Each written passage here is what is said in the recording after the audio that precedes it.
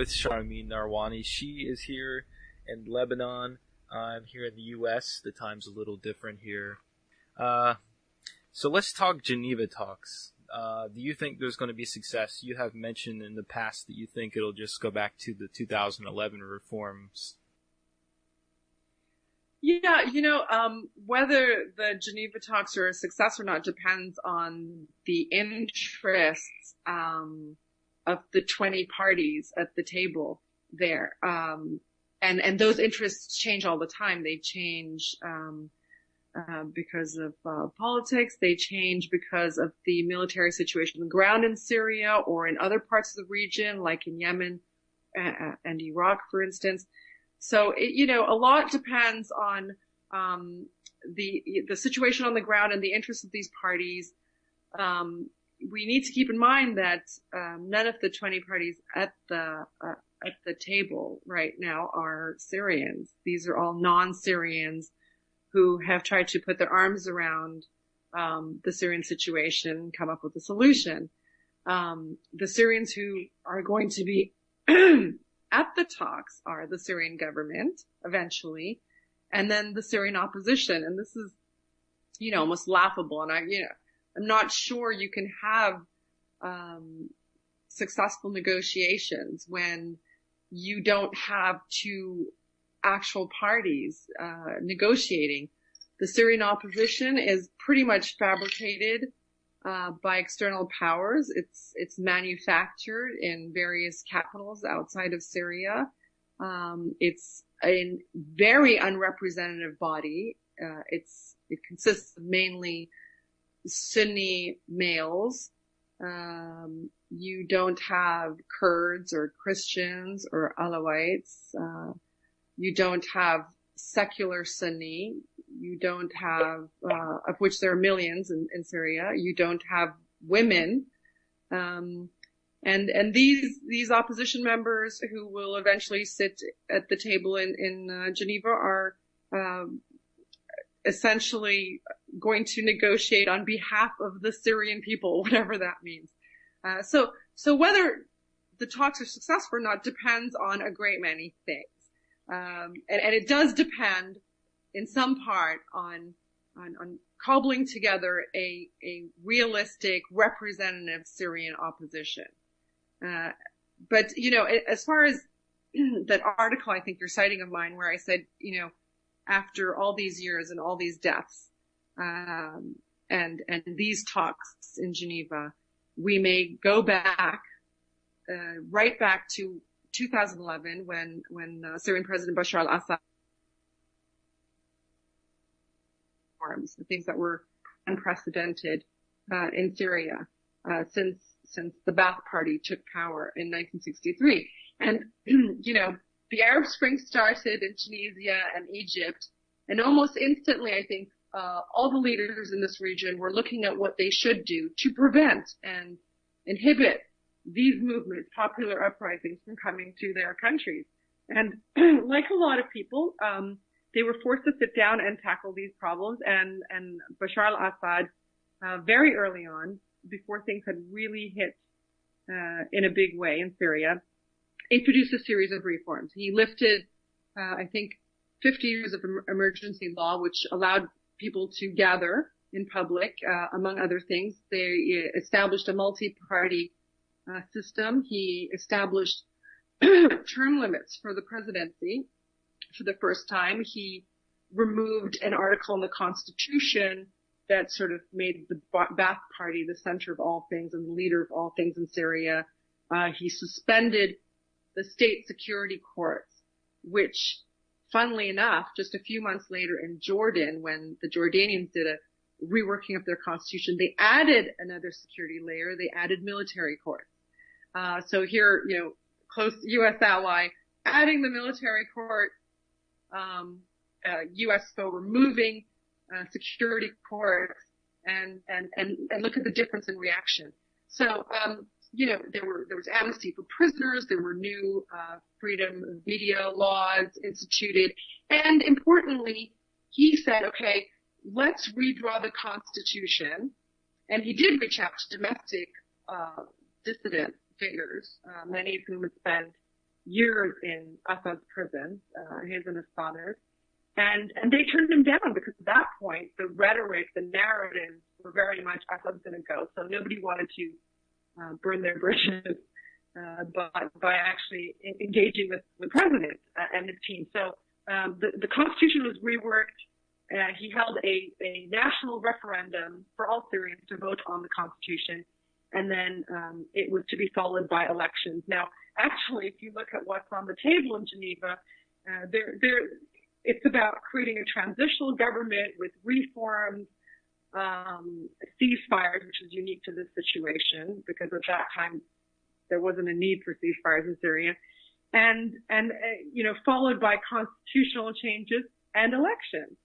So we're essentially going to go back to what was being tabled in early 2011 by the Syrian government because there was plenty there. Now, why did those gather steam? Why didn't they take hold? Well, I argue in my article, where was the time? The moment these reforms started, coming hard and fast, you had media headlines and U.S. policymakers and some Syrian opposition yelling, "It's too late," and Assad must go.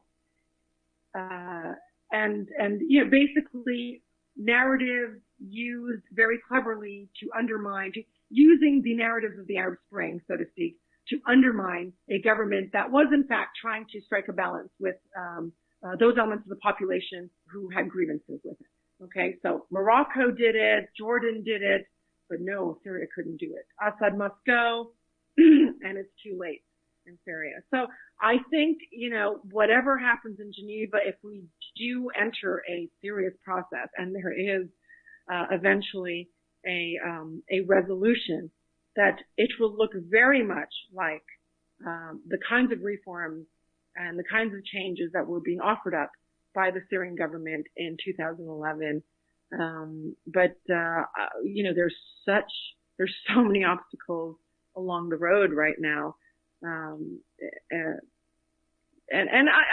suspect a lot of this will really depend on what we're seeing happening, week by week in Syria now. What's the military situation on the ground right now? The Syrian government and its allies have pushed back the opposition in major areas across Syria, in key in key cities and towns, and have cut off supply routes for rebels. So I think this promises a Syrian government-dominated process. However, if things switch again, then we swing the other way. But if there is a resolution at Geneva, like I said, I think we will end up pretty much where we started.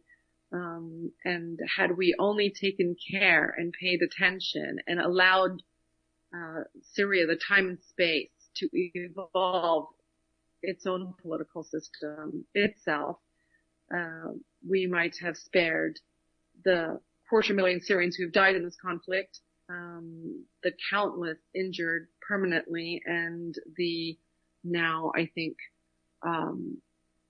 12 million who are displaced inside Syria or refugees outside the country. You mentioned that the Assad regime was going to offer changes. I think quite correctly you did mention maybe Assad needs a new public relations person. I'm not sure that you said that was the general narrative, was that it was too late. And this carries into the Geneva talks.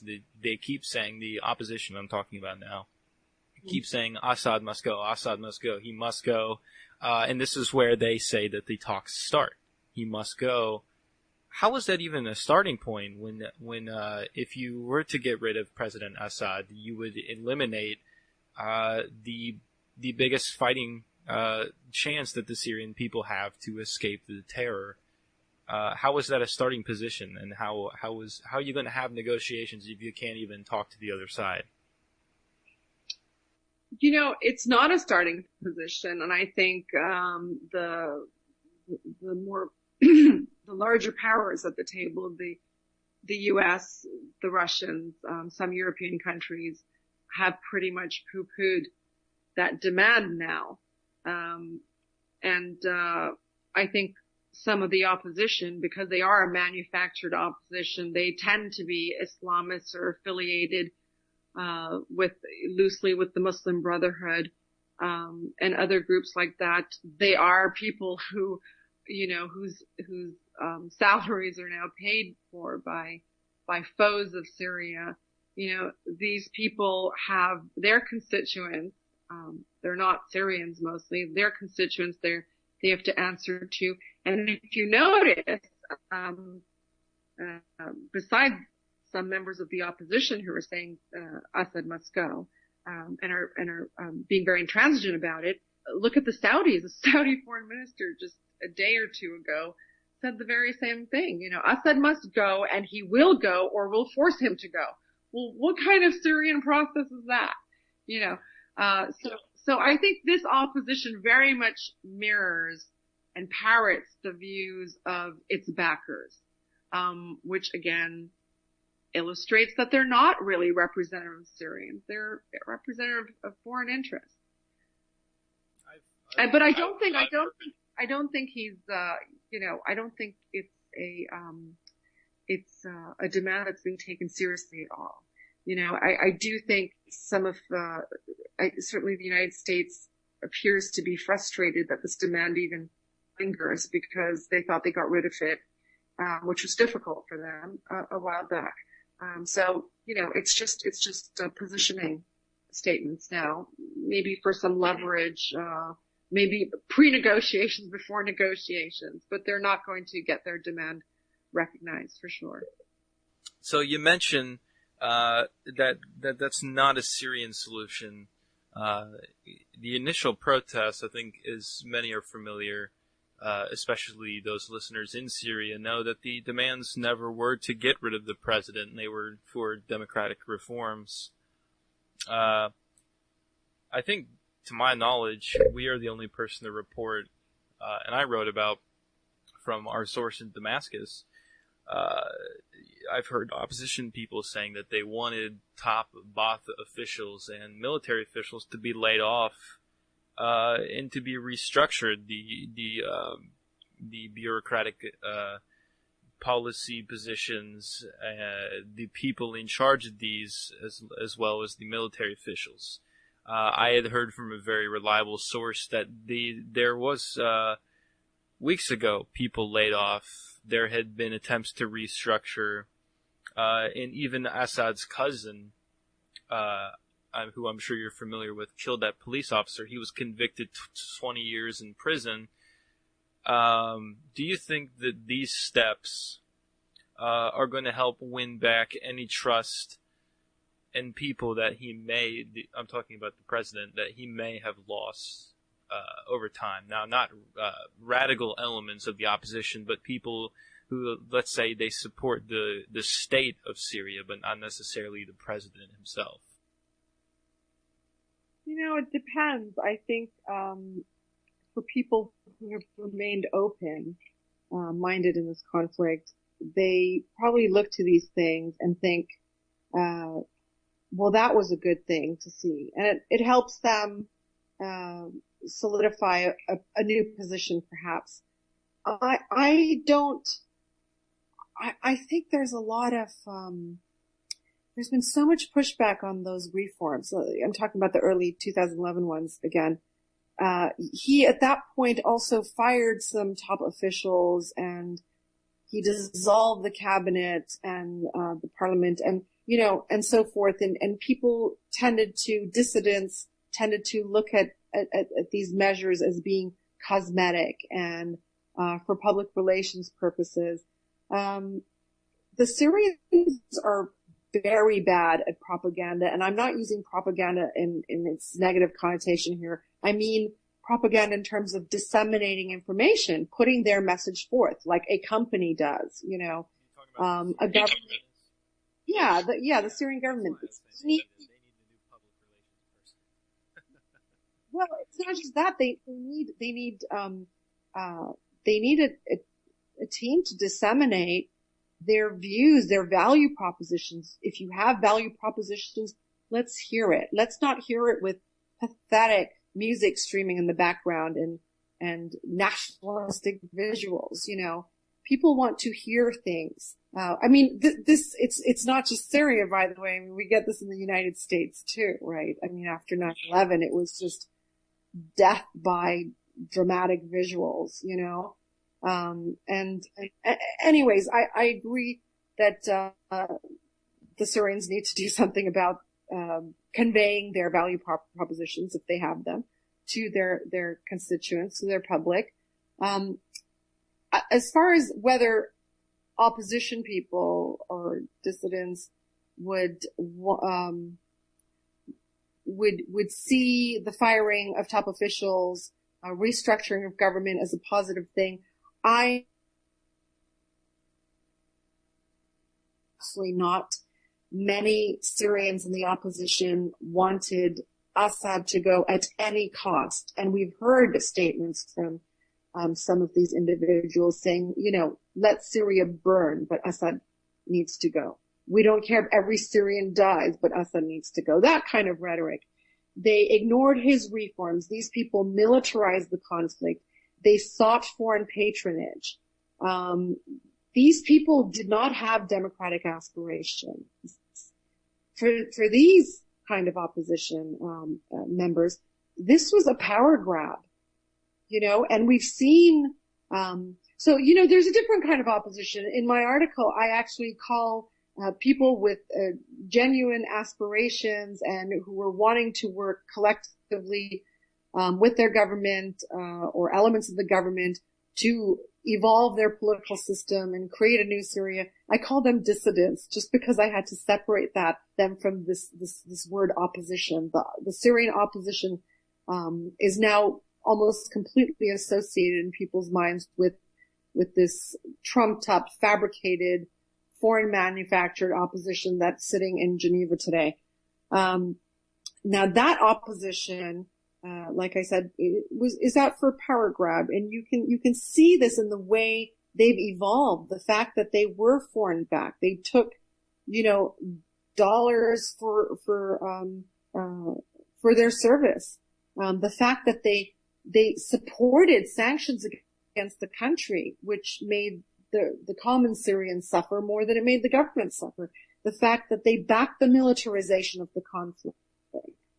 The fact that they are, Islamists, almost entirely, religious Sunni, almost entirely, the intransigence we're seeing from them, the fact that they're non-representative,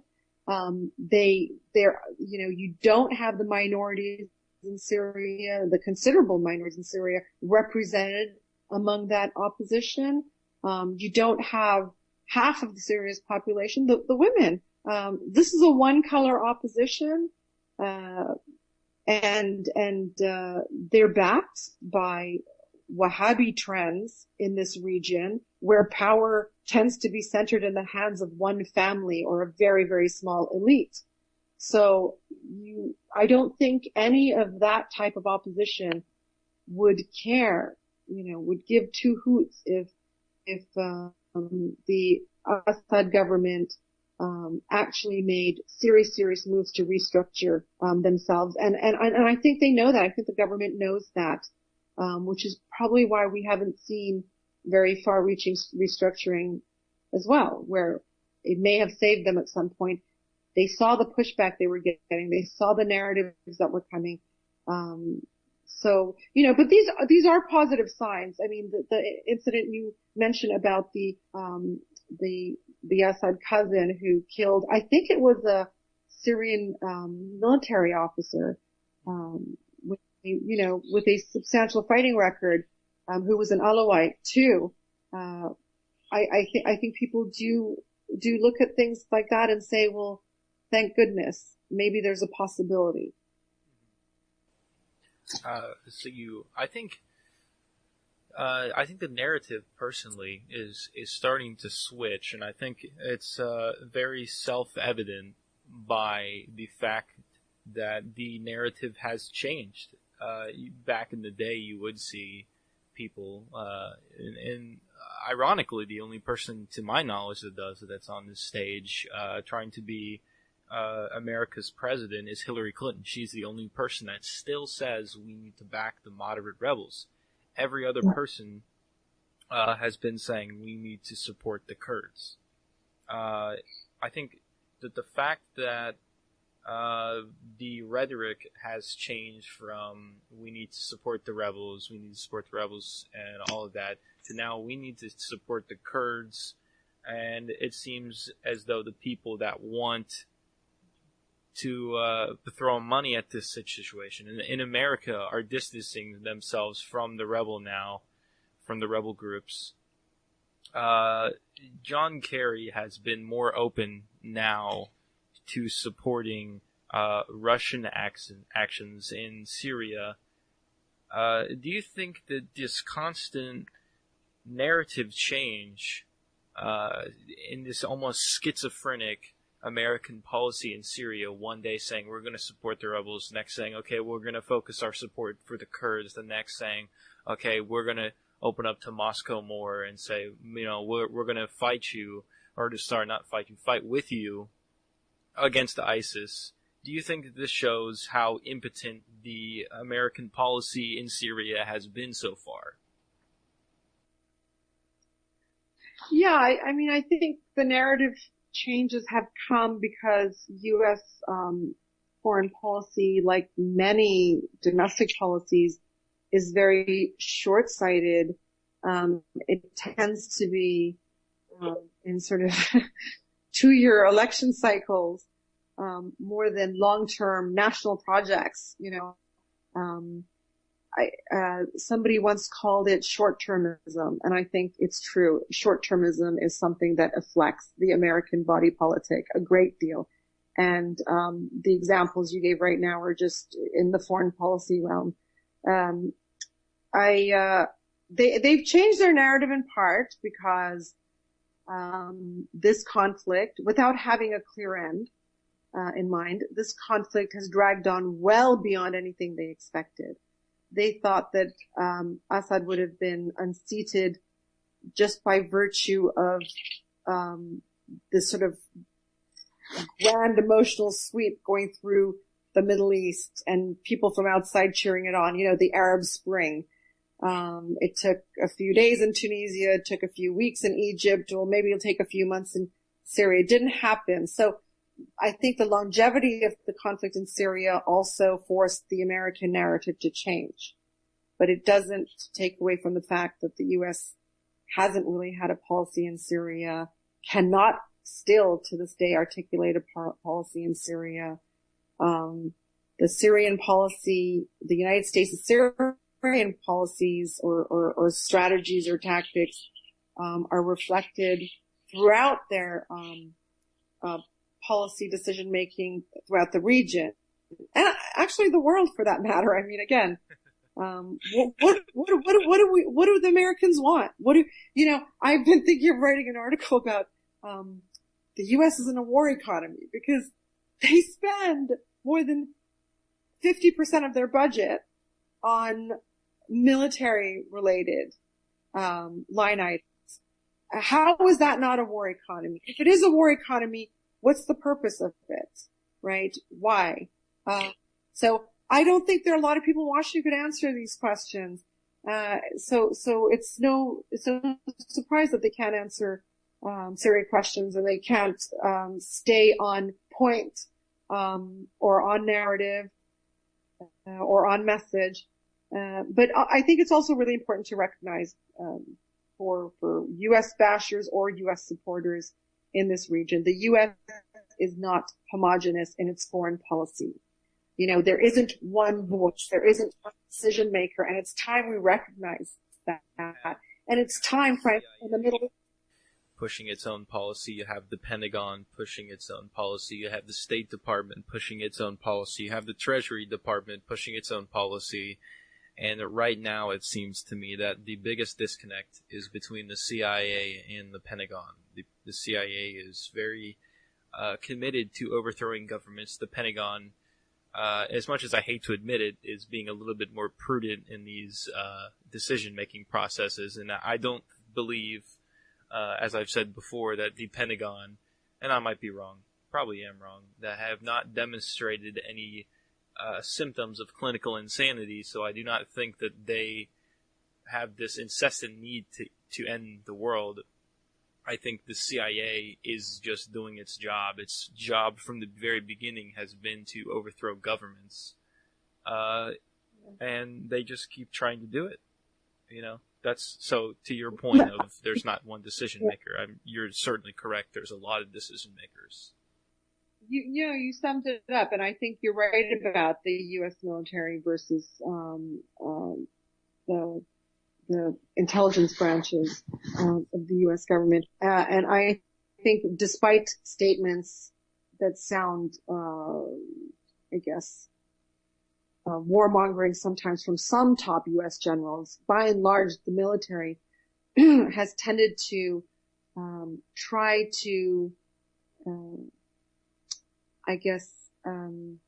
de-escalate the rhetoric when it gets too heightened in the U.S. at various junctures during the Syrian conflict, when there was a lot of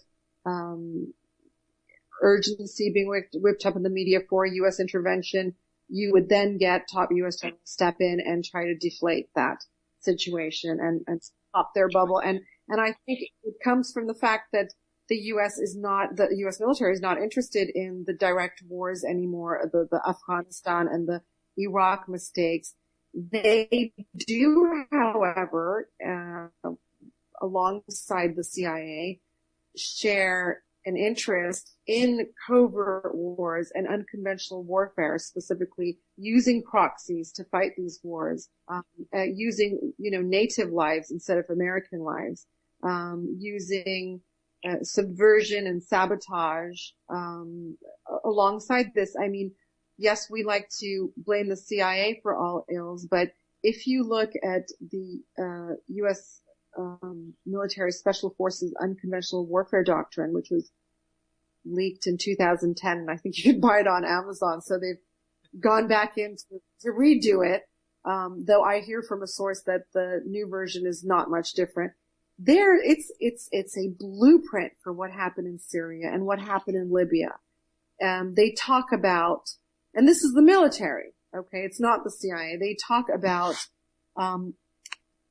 considering the fact that in almost all countries you will have a small sliver of the population that is very pro-government and a small sliver of the population that is very anti-government, then you have this vast middle, and the goal of this kind of unconventional warfare is to sway the perceptions of that vast middle into supporting an insurgency or rebellion. And there's, it's quite fascinating. There's steps, very specific steps on how to get there and when to introduce foreign funds and foreign weapons, when to introduce, a foreign direct assistance, which becomes public and so forth. But, even beyond that, so let's just talk about the fact that the U.S. is not homogenous in its foreign policy, and the military and the CIA and Congress and the State Department interest groups all have divergent or differing views on things. There is a larger problem in the foreign policy bodies in the U.S. where the Middle East is concerned, and I call it their strategic dissonance, because they literally have helped let loose Al-Qaeda and helped grow the Al-Qaeda franchise, because wherever the U.S.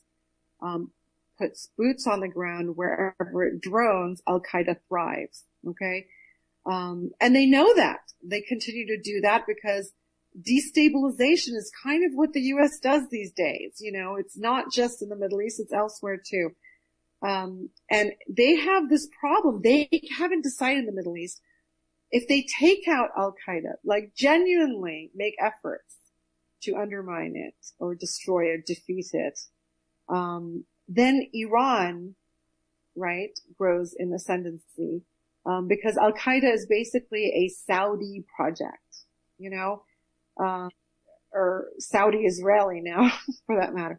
So, The strategic dissonance is Al-Qaeda versus Iran for the U.S. If we let the extremists in Syria grow too much, we can't let them grow too much. We can't because then Iran will win. Okay, but we can't really neuter Iran entirely at this time, because then who's going to keep radical extremists in check in the region? Which is when the U.S. decided to hedge its bets and really, really push for a nuclear agreement with Iran. Why else did this nuclear agreement come out of thin air? It started, the U.S. made, the Obama administration reached out to not the Rouhani government in Iran, the so-called moderates, right? But to the Ahmadinejad, the hardliner, back in mid-2012, when the Saudis started escalating in Syria and sort of unleashing all the jihadi genie out of the bottle. So it really comes down to this. The U.S. can't even decide whether it's Al-Qaeda or Iran for them. Let alone what they think about the Kurds and no-fly zones and and which Sunnis they like and which they don't, and whether they're going to play ball with the Russians this week or next. They have to make some fundamental strategic choices before they can approach anything anywhere in the world. You mentioned the Kurds, and I want to go back to the Geneva talks a little bit here, and just wind us back in that direction. But if the narrative, as I'm seeing it, is going with pretty much everybody who is trying to be commander-in-chief of the military right now, the direction is going to supporting the Kurds. If that is true, and Obama has been saying the same thing, if we're in a position where in the United States we're trying to help the Kurds fight ISIS, why are we not trying harder to have them in the peace talks?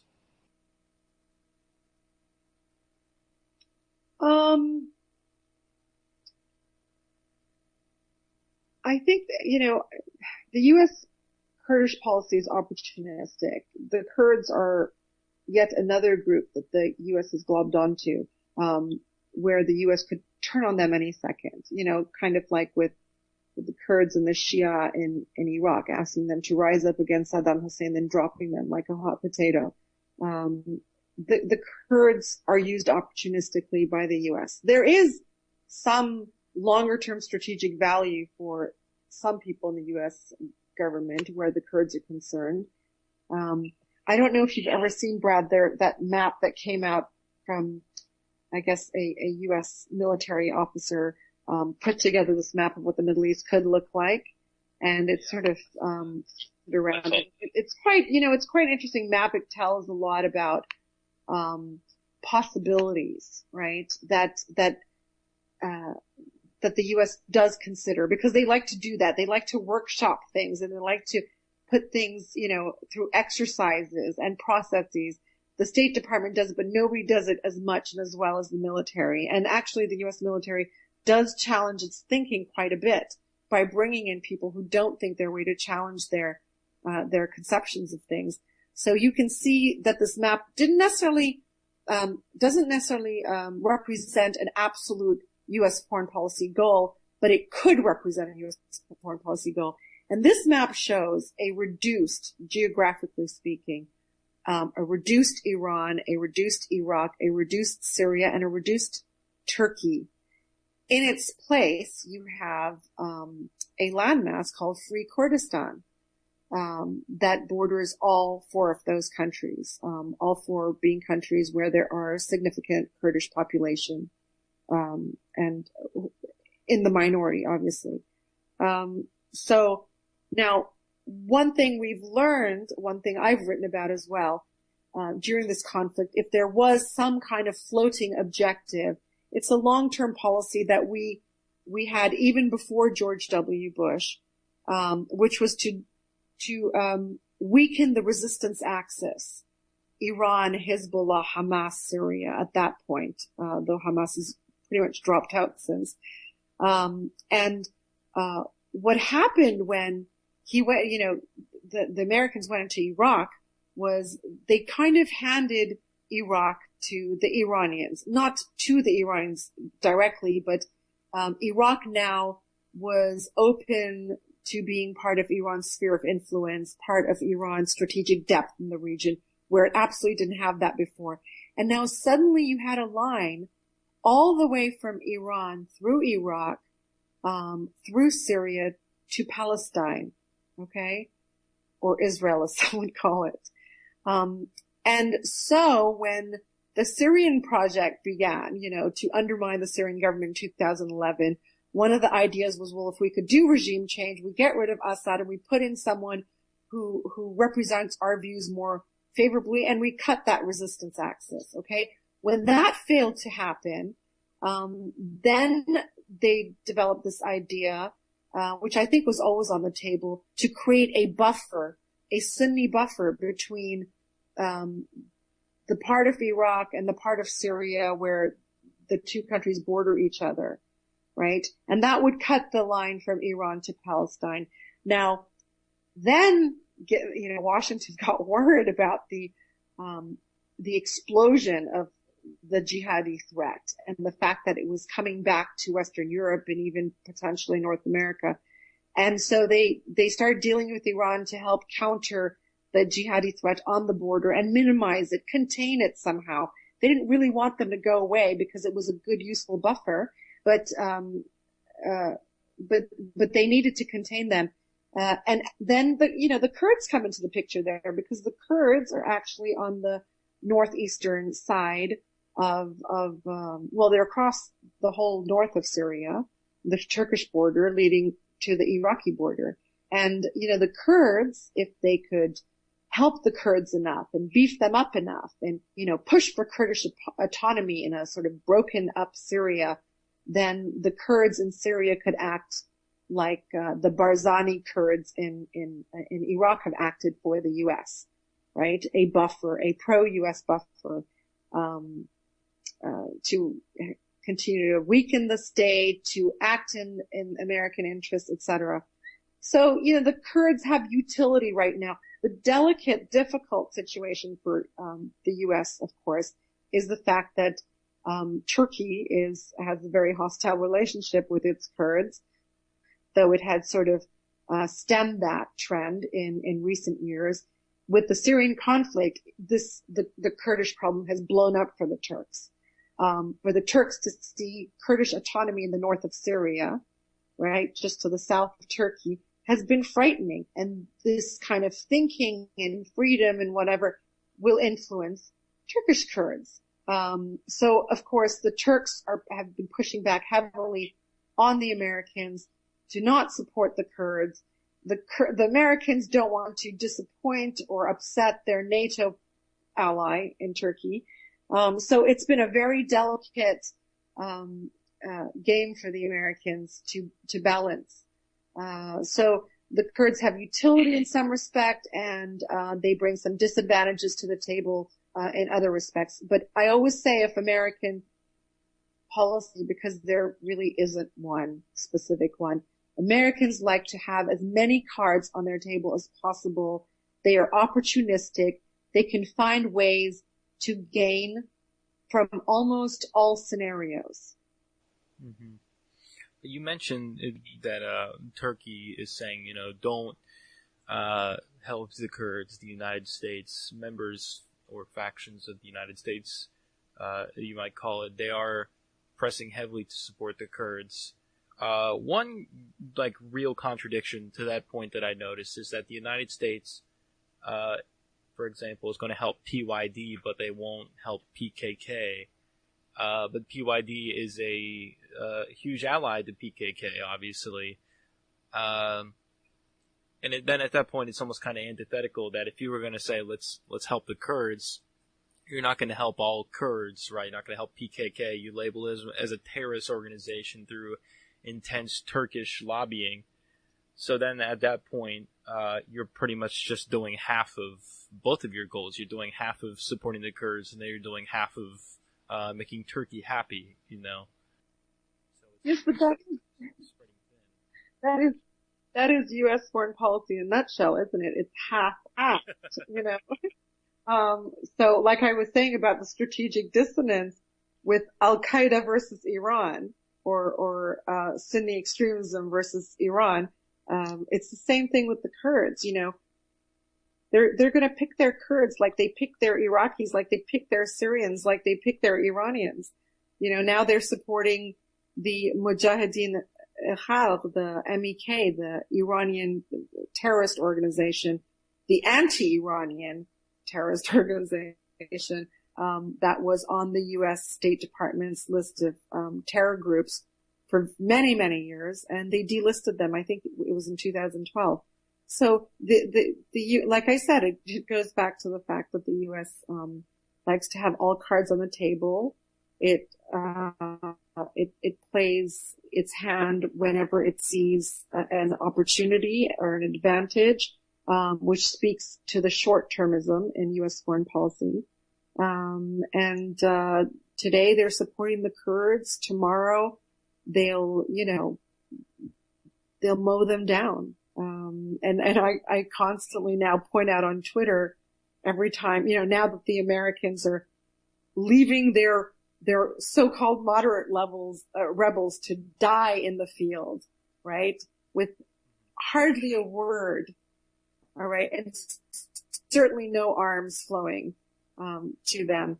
I remind people on Twitter in this region that, the U.S. will always let you down.